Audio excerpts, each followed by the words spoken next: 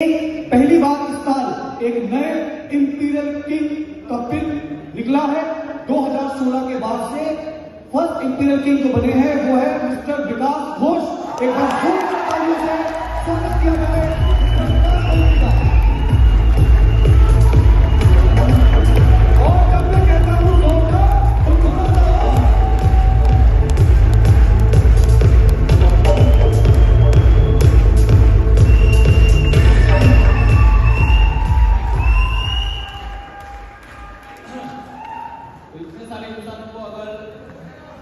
इतने सारे इंसानों का प्यार में अगर दिल गदगद हो जाए तो मन से सिर्फ एक ही आवाज निकलता है, एक ही शब्द निकलता है, उसे कहते हैं शुक्रिया। तो भगवान को जो जन्म दिया, माँ बाप, company, smart value management, associate, हर एक टीम का एसोसिएट, स्मार्ट वैल्यू का हर एक एसोसिएट, सबको सिर्फ एक ही चीज बोलना है दिल से, शुक्रिया। टाइम बहुत कम दिया गया है, 5 मिनट के अंदर। तो अपना अगर कहानी बताना चाहूँ तो एक साइड से बताना चाहूंगा कि इस छोटी सी जिंदगी में मैंने भी बहुत से जिंदगी के ढंग देखे हैं। कभी धूप, कभी छाव, कभी बारिशों के संग देखे हैं, और कभी कभार बदलते परिस्थितियों के साथ इंसानों के बदलते रंग भी देखे हैं। एक टाइम मेरा भी था जब हम मायूस हुआ करते थे और अपने दुखों का गीत लोगों को बताया करते थे, और कभी कभार जज्बातों में आगे आंसू बहाया करते थे। फिर जिंदगी में एक मोड़ ले लिया, हमने अपने दुखों को गीत लोगों को बताना छोड़ दिया। अभी हम सिर्फ दूसरों की जिंदगी में खुशियों के गीत बोते हैं, क्योंकि महान वही होते हैं जो इस जिंदगी में दूसरों के लिए जी देते हैं। नंबर 1 में हमने देखा है, हम जानते हैं, इतना प्रेजेंटेशन दिखाया जाए ना भी जाए, मैंने 10 साल में एक चीज देखा है, बहुत सारे कंपनियों को देखा है, बहुत सारे कंपनी का प्लान शो देखा है, लेकिन मैं दिल से एक बात करना चाहूंगा। मैं जो देखा हमने स्मार्ट वैल्यू का ज्यादातर एसोसिएट, अगर परसेंटेज वाइज देखा जाए, ज्यादातर एसोसिएट दूसरे कंपनी वालों से थोड़ा अलग है, क्योंकि स्मार्ट वैल्यू में हम लोग स्मार्ट वैल्यू के साथ इमोशनली कनेक्टेड होते हैं। और मैंने भी बहुत सारे प्लान शो देखे जहां पे बहुत कोई आके बोलते हैं हम लोगों का कंपनी नंबर 1 है, हम लोगों का कंपनी का टर्नओवर ये है। मैं सिर्फ एक ही बात कहना चाहूंगा, मेरा दिल का बात है, स्मार्ट वैल्यू इसलिए मत करना। स्मार्ट वैल्यू में इसलिए नहीं करता हूं क्योंकि स्मार्ट वैल्यू नंबर 1 है, स्मार्ट वैल्यू में इसलिए करता हूं क्योंकि स्मार्ट वैल्यू मेरे लिए नंबर 1 है। हम अपनी मम्मी को इसलिए प्यार नहीं करते क्योंकि वो दुनिया भर में सबसे नंबर 1 रैंकिंग में आता है। हम अपनी मम्मी को इसलिए प्यार करते हैं क्योंकि उन्होंने मुझे बनाया है। स्मार्ट वैल्यू हमको बनाया है। अगर मेरे को मार्केटिंग समझ में आया है तो स्मार्ट वैल्यू की वजह से समझ में, अगर कुछ बोल पाते हैं तो स्मार्ट वैल्यू की वजह से बोल पाते हैं। गद्दारी कभी करना नहीं है, क्योंकि इस दुनिया में किसी भी जंग पर आपको जीतना है तो एक ही चीज से जीतना होगा, वो है धर्म का रास्ता। एक दफा एक मैसेज जो हर एक इंसान के लिए जरूरत है। एक दफा महाभारत के युद्ध में कर्ण के साथ कृष्ण का संवाद हुआ। वहां पे कर्ण जब रोते हुए कृष्ण को बोलता है कि क्यों आज मुझे दंडित किया जा रहा है, तब कृष्ण बोलता है कि तुमने अधर्म किया कर्ण, इतना समर्थ होते हुए भी तुमने अधर्म किया है। तब कर्ण कृष्ण से बोलता है कि मेरी मम्मी ने मुझे उसी वक्त छोड़ दिया जब मैं पैदा हुआ। इसमें मेरी क्या गलती थी कि मैं एक नाजायज बच्चे के रूप में पैदा हुआ था। मुझे शिक्षा नहीं मिली क्योंकि मैं शूद्र के घर में पैदा हुआ। मुझे कभी शिक्षा नहीं दिया गया, समाज ने ठुकराया, अपमान किया। गुरु द्रोण ने मुझे शिक्षा नहीं दी क्योंकि मैं क्षत्रिय नहीं था। मुझे शिक्षा लेने के लिए झूठ का सहारा लेना पड़ा, लेकिन वहां पे भी मुझे विषम लेवल का विश्वास मिला परशुराम से। आप बताओ माता, इसमें मेरी क्या गलती थी? मेरी माँ ने भी मुझे उसी सजा के सच बताया जब उन्हें बाकी बच्चों को बचाना था, मुझे नहीं बचाना था। आज मुझे जो कुछ भी मिला सिर्फ दुर्योधन के कारण मिला। अगर मैं दुर्योधन के साथ हूं तो मैं कहां गलत हूं, मैं कहां अधर्मी हूं? तो भगवान कृष्ण उसको बताता है जिंदगी किसी का गुलाबों के फूलों से सजा नहीं होता, हर किसी के जिंदगी में चुनौतियां होती है। मैंने कारागार में पैदा हुआ, कारागार में पैदा होने से पहले मुझे मारने की कोशिश किया गया। मैंने भी अपने माँ बाप को छोड़ना पड़ा। तुम तो उस लड़की से शादी किए जिसको तुम चाहते थे, मैं जिसको चाहता था उससे मेरा मिलाप नहीं हुआ। मुझे तो सिर्फ वही मिली जो मुझे चाहती थी, या तो जिसको मैंने राक्षस से बताया। तुम्हें तो धनुर्विद्या मिली, मुझे ना विद्या मिली, ना सेना मिला, ना राजत्व मिला। मुझे कुछ नहीं मिला। सिर्फ क्या मिला? जन्म के बाद ही मुझे सिर्फ मिला एक झुंड गाय और गोबर। मुझे कुछ नहीं था। आज अगर कौरव जीतते हैं तो कर्ण मुझे तांडव जीतता है, सिर्फ मिलेगा युद्ध, सिर्फ मिलेगा लांछन, सिर्फ मिलेगा अपमान और सिर्फ मिलेगा अभिशाप। किसी का जिंदगी गुलाबों से फूलों से जैसा नहीं होता, हर किसी के जिंदगी में चुनौतियां होती है। युधिष्ठिर के जिंदगी में भी चुनौतियां था, दुर्योधन के जिंदगी में भी चुनौतियां थे, सबके जिंदगी में चुनौतियां होती है। लेकिन इससे कुछ फर्क नहीं पड़ता आपके साथ कितने अनुचितताएं हुई, कितना अपमान हुए, कितना बार वंचित किए गए, इससे कुछ फर्क नहीं पड़ता। फर्क चीज एक ही चीज से पड़ता है, आपने क्या किया।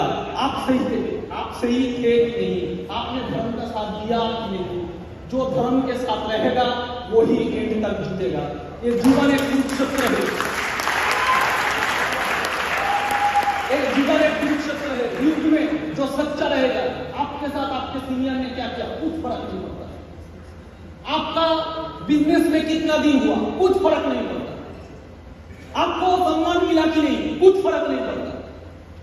पहला साल, दूसरा साल, तीसरा साल, चौथा साल, पांचवा साल, हम लोगों ने सिर्फ रिकॉग्निशन पे जाके ताली मारा, पिन नहीं मिला।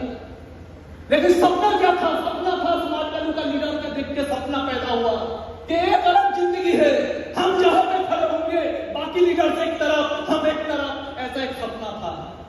लेकिन दिन गुजरता गया, साल गुजरते गए, तब अंदर से टूटते गए। तब एक समय आया भगवान से बात किया कि शायद मुझे वो जिंदगी नहीं मिलेगा, शायद मुझे वो पहचान नहीं मिलेगा, शायद मुझे कोई पहचानेगा नहीं, शायद मैं कभी प्राउड बन नहीं पाऊंगा। तब दिल से ही आवाज आया तो कोई कुछ नहीं चाहिए, कोई मुझे पहचाने ना पहचाने, मैं करोड़पति बनूं ना बनूं, स्मार्ट वैली में खो जाओ, कुछ फर्क नहीं पड़ता, पीछे बैठूंगा लेकिन दिल से एक चीज जानूंगा कि स्मार्ट वैली में अगर सच्चा दिल वाला कोई होए, हम दिल से जानना चाहिए। तो दिल से जानना है स्मार्ट वैली का सही से मैं हूं। क्यों? क्योंकि स्मार्ट वैली में जिसको गाड़ी मिला वो स्मार्ट वैली करेगा, वो यहाँ पे आके जय जय कर करेगा, एक मामूली बात है। स्मार्ट वैली में जिसका फ्लैट हो गया है वो यहाँ पे आके जय जय कर करेगा, वो मामूली बात है। स्मार्ट वैली में 5 साल में करोड़पति यहाँ पे आके जय जय कर करेगा, वो मामूली बात है। 5 साल में कुछ नहीं मिलेगा, फिर भी वहां पे बैठ के दिल से बोलूंगा, मरते दम तक स्मार्ट वैली करना है।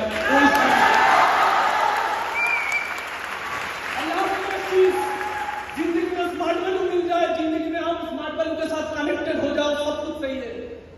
मैं स्मार्ट वैल्यू इसलिए नहीं करता क्योंकि मैं स्मार्ट वैल्यू नंबर 1 लिस्ट में है। मैं स्मार्ट वैल्यू इसलिए करता हूं क्योंकि स्मार्ट वैल्यू मेरे लिए नंबर 1 है। कोई आके मुझे अपने एंशो दिखाता है और बोलता है स्मार्ट वैल्यू से बड़ा कंपनी हम लोगों का है। हो सकता है भाई, वो तेरे लिए बड़ा कंपनी है, मैं भी सेलिब्रेट करता हूं, लेकिन मेरे लिए मेरा महास्मार्ट वैल्यू है। एक बार ध्यानचंद को तानाशाह ने पूछा, मैंने ट्रेनिंग में सुना था, एक बार ध्यानचंद हॉकी का मास्टर, उसको तानाशाह ने पूछा कि तुम्हारा देश ने तुम्हें क्या दिया, आज भी सूबेदार हो, हम लोगों का देश से आके खेलो, कहां से कहां पहुंचा दूंगा।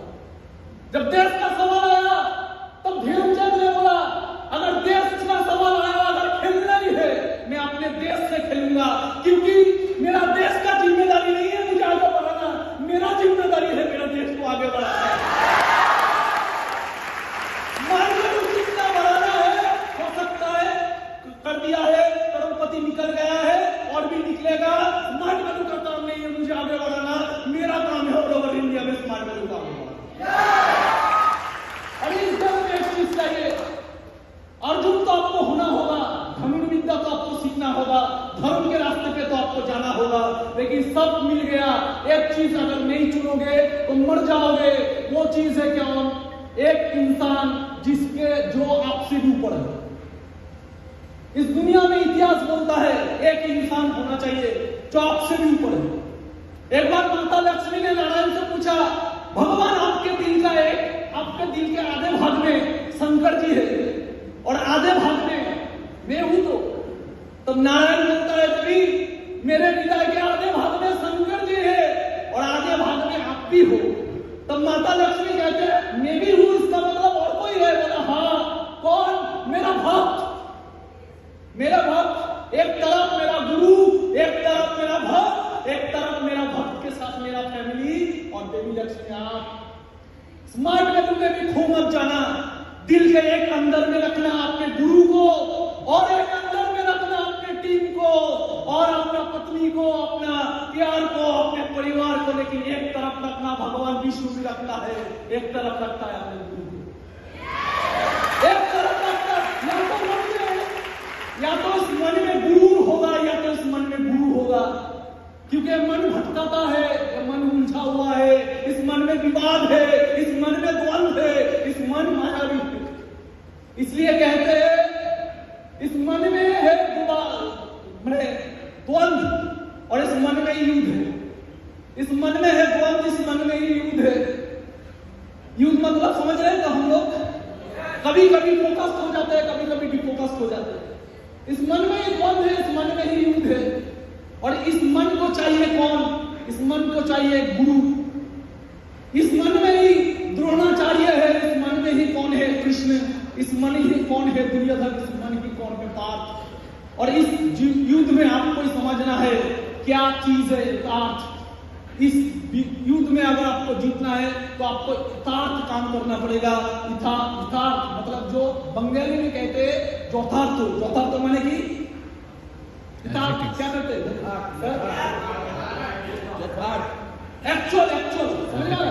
एक्चुअल गुरु को पकड़ना है। अगर आप एक्चुअल गुरु को ना पकड़ पाएंगे तो आप भटके जाएंगे। एक तो गुरु चाहिए। स्मार्ट वैल्यू को फोकस में रखिए, लेकिन प्लानिंग चाहिए। बहुत कोई होता है सिर्फ मोटिवेशन पे काम करते हैं, लेकिन प्लानिंग चाहिए। धर्म के रास्ते पे चलना है। धर्म के रास्ते पे मतलब कोई कुछ भी करे, कुछ फर्क नहीं पड़ता। आपके साथ क्या हो रहा है कुछ फर्क नहीं पड़ता। आपका नियत ही कैसा होगा, जैसा आपका नियत होगा। और नियत को समझ, नियत का अगर सही रखना है तो एक गुरु चाहिए। समझ में आ रहा है? Thank you. Thank you so much. एक बार जोरदार तालियां होनी चाहिए दोस्तों।